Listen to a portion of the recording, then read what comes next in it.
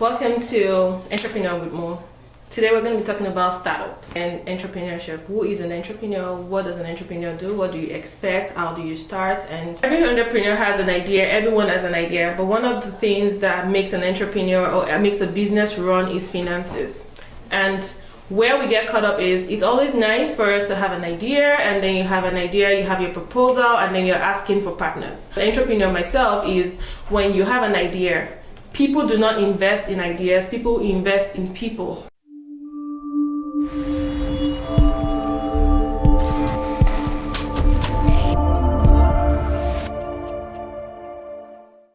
Starting a business entails a whole lot. Starting to look for clients, look for customers.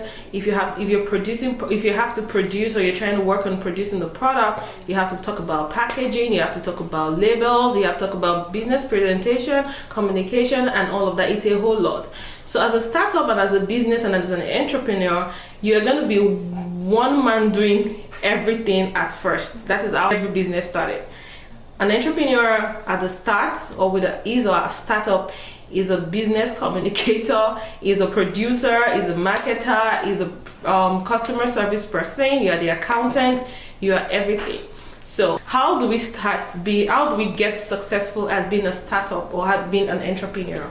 Is by learning every little bit of every department of what your business needs. You do not have to be perfect, because that's one of the things we entrepreneurs actually really work out, and also which actually draws us back.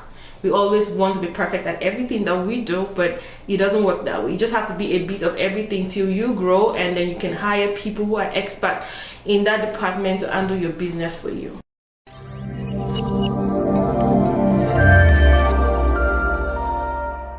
As an entrepreneur and as a startup, one of the common challenges every entrepreneur and every startup has is finance.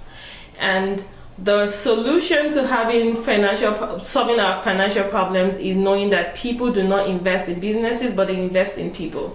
Before you can get finances, or you get sponsorship, or you get grants, or you get money, or whatsoever financial assistance to start your business or to push your business forward, is people try to look at what you've been able to do with your own money, or what success you've been able to bring out with your money, which is actually advisable that when you want to start a business, you do not start with a loan, and you do not start with having partners or looking for help. You have to start with your own money. People want to see what you've been able to achieve or what you've been able to do with your money. They want to see the success. So people do not invest in businesses, they invest in people. They invest in what you've been able to do.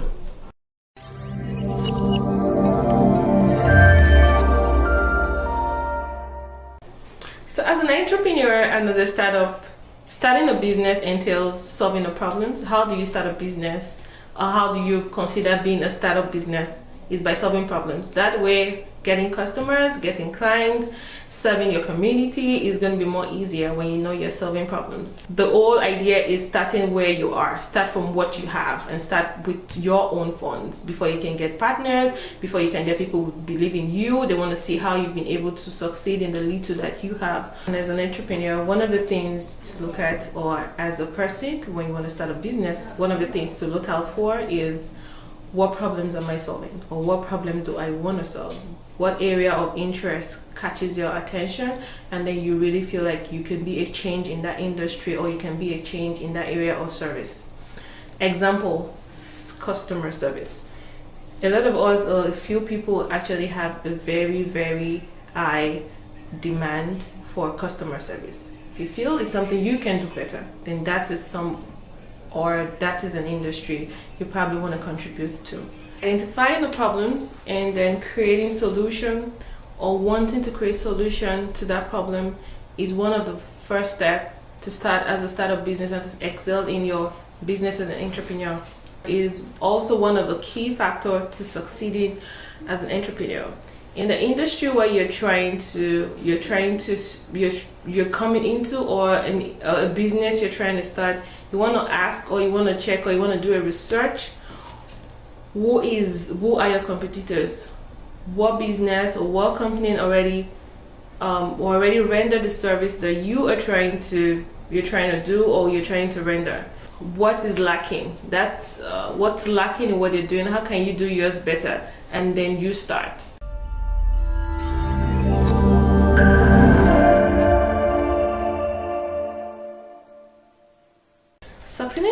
startup entrepreneur, the first thing is identifying the problem, solving the problem, and identifying a player in the industry, which will help us in knowing how to work with product presentation or your business presentation, or to know what has been in the industry already and if you have to work on it to make it better, because that is when you can be actually competitive in the industry. For example, you want to produce a hand sanitizer.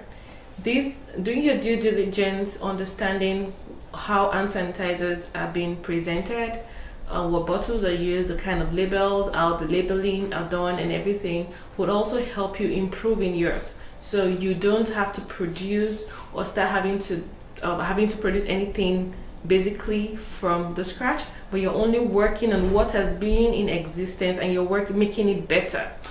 So the first, again, I'm gonna go back to it with identify the problem, solve the problem, then identify the problem, solve the problem, then acknowledge and compare your product solution to the existing player in the industry where you are trying to penetrate. If it's customer service, what companies are into customer service solution industry, and what do? What can you do better? What can you bring into the industry that will make it better, that will make your clients choose you above your competitors?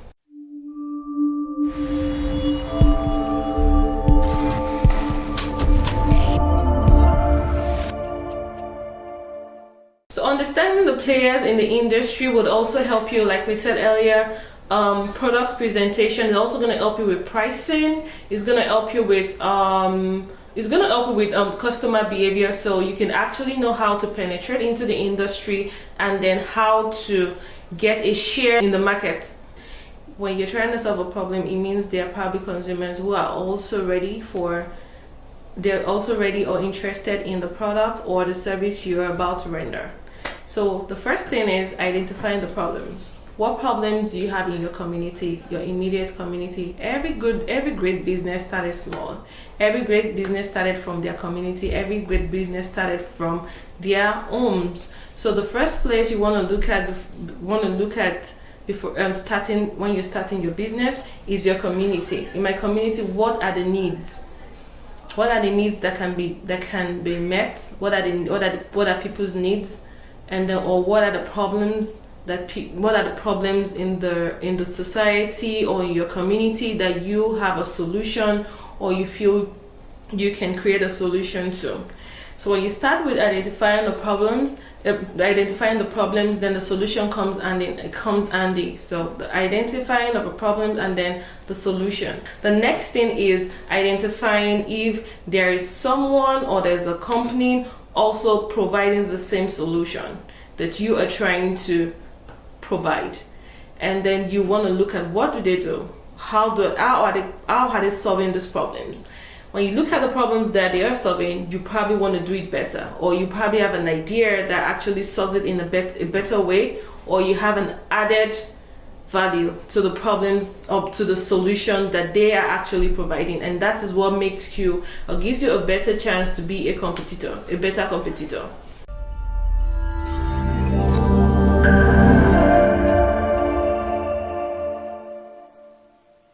After looking into your competitors and then looking at the solution that has been provided in such industry, the next thing is you want to do your due diligence to check if you want to check the pricing. If you're talking about product, if they're talking about physical products, then you want to look at the pricing. You want to look at the packaging you want to probably buy, or you want to look at your competitors' packaging and the quality of their products. If whatever you're producing is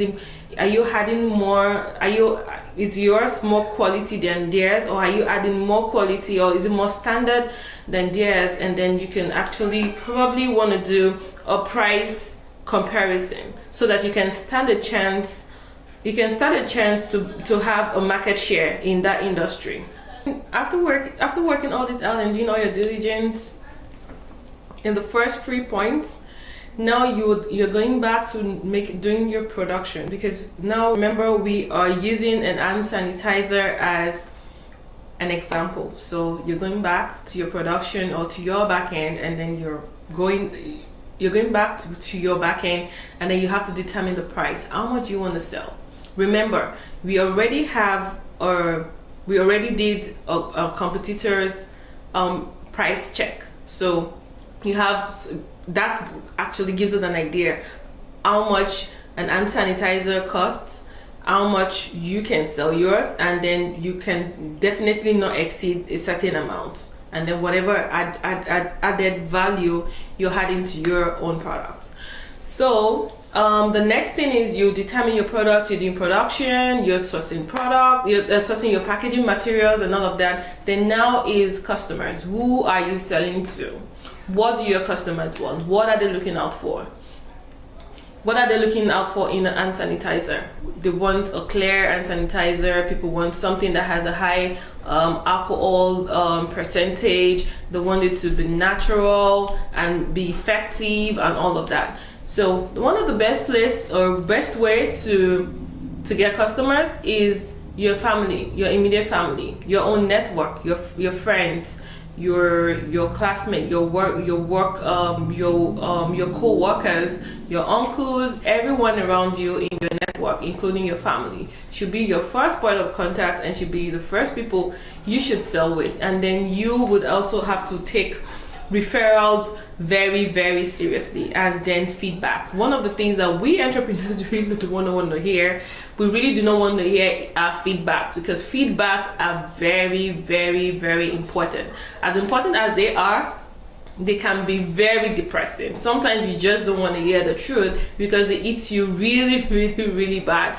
But feedbacks are the best way any entrepreneur can actually move forward, either good or bad. The bad one helps you more, but they actually eat you really bad. So you hear the bad the review, or let me say not bad, let me say honest, because if your products are probably not good or it's not solving the problem that you are claiming it's solving, and someone comes to tell you your products are not working, I am not getting any results from your product, it's a bad review, but it's also an honest review. So you want to work on that, and then you keep getting better. Reviews help we entrepreneurs a lot. So then referrals, how you want to work. Referrals are the best way of marketing. Let me say marketing. So the next point, that's point number 5, is marketing. How do you market your product? The first marketers, free marketers, are the people who you have sold to, who have used your product, and they can testify. It's easy for them to get other people on board to get your products. You talk to them. And good thing is you can talk to your family or people who have bought your products and just tell them, please, I need referrals, I need people. You have to be open to ask questions. You have to be open to ask for help. I need more customers. Can you please refer this person to me? And you know my product works and all of that. So marketing, the first, like I said, your first marketers are the people or your family who have used your products and they can attest to the quality of your products. So remember we talked about selling to families and friends. So now we're going back to capital. Now you're starting, you've tested the market and now it works. Like you have customers, you have people buy from you, you have referrals. So you're starting the business real time.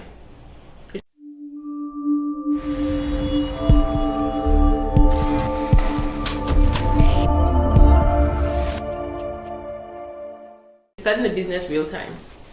What's your capital? What source of funds do you need now?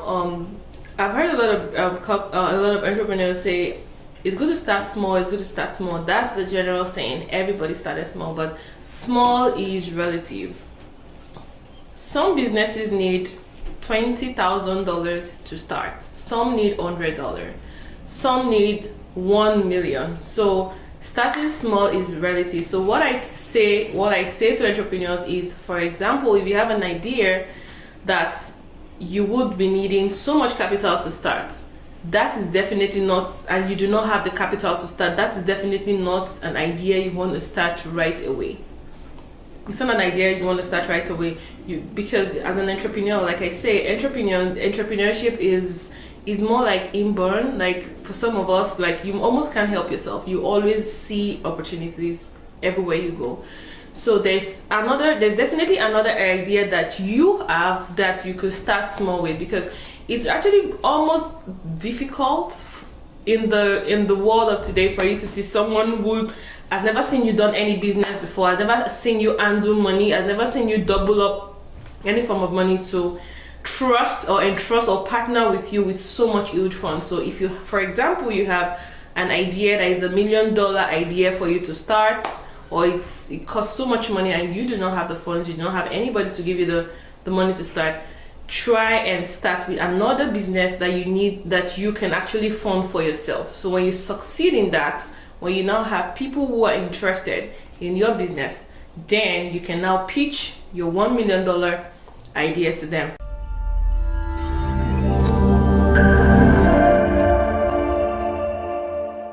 When you're diligent with your friend and you're able to succeed in your business and people see your diligence, then you will be able to attract partners and investors. So the next point will now be profit. By the time you start selling, you want to be able to make a lot of documentation, accounting. We have a lot of free softwares that can do your bookkeeping for you. After we have been able to work on capital and using your own capital to work, the next thing is now you keeping bookkeeping. We have quite a number of bookkeeping software that can actually help you as an entrepreneur to do your accounting easy. You do not need to hire someone for now until you get to the point where you have a very large capacity. So we have Wave, we have QuickBooks, and Microsoft also have their own platform like the Excel. You can also use the Excel sheet to do all that, but if you're not very good with Excel, you can use one of those two, the Wave and then the QuickBooks. They help with there are free softwares that actually help you with bookkeeping, so you can actually document everything for you properly. It does everything for you. You don't have to do so much work.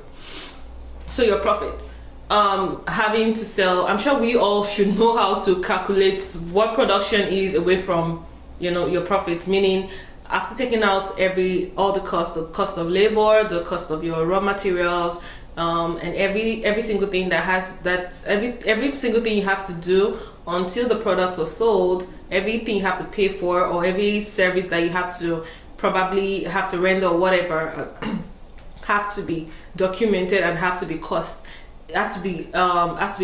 yeah. And then you take it out from the cost of sold products. Can I start? Yes.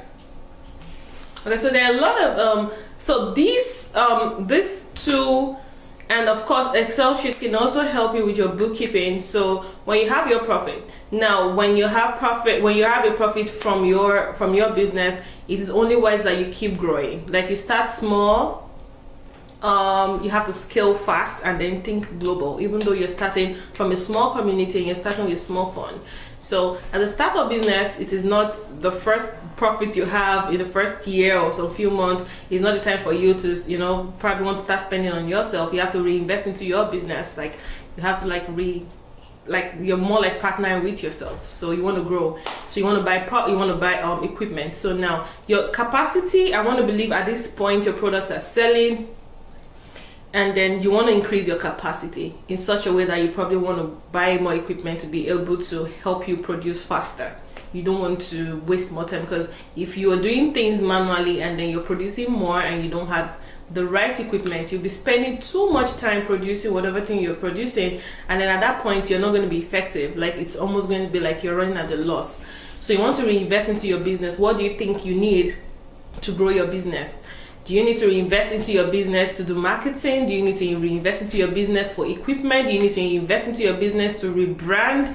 Do you need to reinvest into your business for networking sake? I'm going to get back to that. So after all that, and then you're investing into your business, the profit is being sorted. You already know what your profit is. You want to cut down more on production cost, or you're probably looking forward to getting more deals or getting your packaging materials, for example. Remember, we're still working with hand sanitizer as our example here.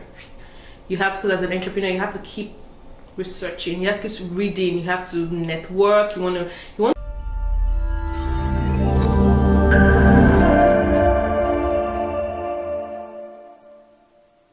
episode. So now we're going to also talk about networking, having the right people around you.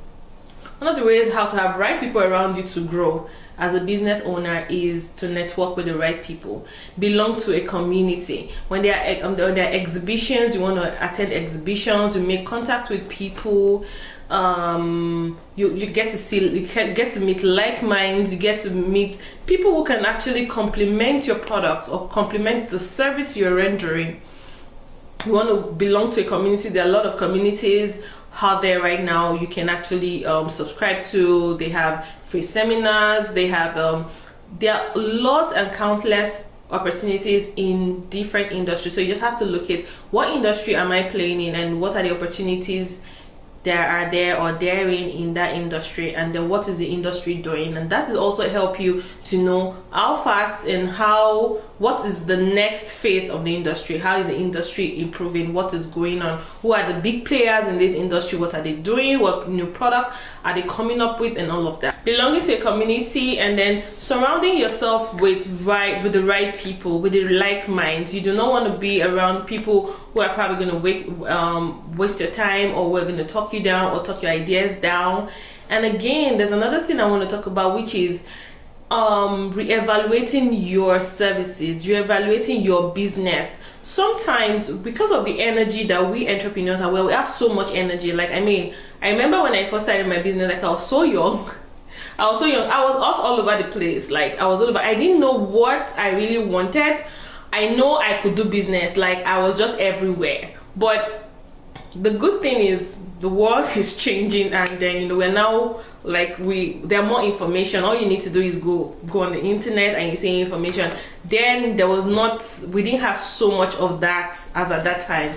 So one good thing is you want to evaluate your business. It is not a bad idea for you to probably want to restructure, or you just feel like, okay, let me give an example. Like you're in a community where everyone in that community are, in quotes, healthy based people, for example, and you're not thinking of probably wanting a big business, or you're in a country, let me use a country, in a country whereby everyone in that, it's an example, I know this is probably not possible, but in a country whereby everyone in that country are all health based people, like they prefer to be on the health side. They don't want to eat sugar, they don't want to take cakes, they don't want to do, and then the idea that is coming to you is you baking cakes, having a bakery whereby you'll be baking cakes and all that. So in that case, you should know that your business is probably not going to thrive, because the customers in your community or whatever place you belong to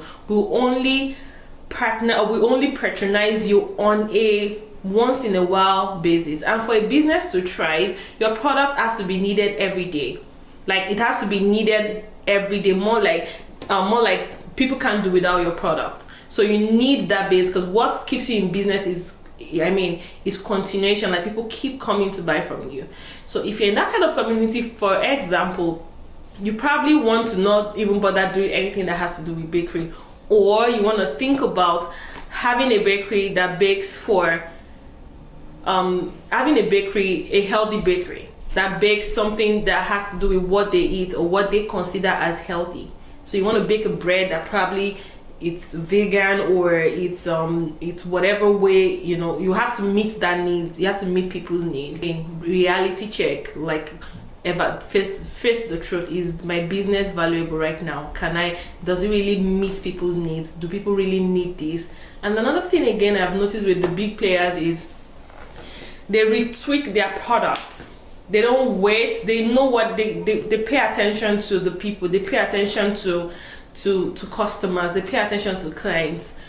At the time when that can lovely words, when we were very young, we have relaxers. That's what Dark and Lovely sold. And at the point when it seemed like, because the people who buy Dark and Lovely are the women of color, are the ones that buy Dark and Lovely, and it got to a point where recently everyone is like going into the natural. Like natural is being is being projected. They're talking about keeping your hair natural, their chemicals in relaxers and everything. The next thing that Lovely did was to restrict their products, and now they have they have relaxers for people who still want, because of course it's not everyone who is into this natural thing. There's still some women of color who still use those products, but to be able to have a larger share in that industry, the beauty and hair care industry, they started producing texturizers. So there's a texturizer, even though there's still a lot of deliberation, like, oh, texturizers are still relaxers, they're still hair relaxers. But some people still believe that I have a natural hair, I can just texturize it. There's not so much chemical in texture. You see what I'm trying to say? So there are so many examples like this. So you have to be, which comes back to being in a community and networking, and you have to understand what industry you are, what is going on in your industry. You have to be informed, and that can only be done when you keep yourself familiar with the right people, and then you network with the right people, and you belong to the right community, and then you also educate yourself in your industry.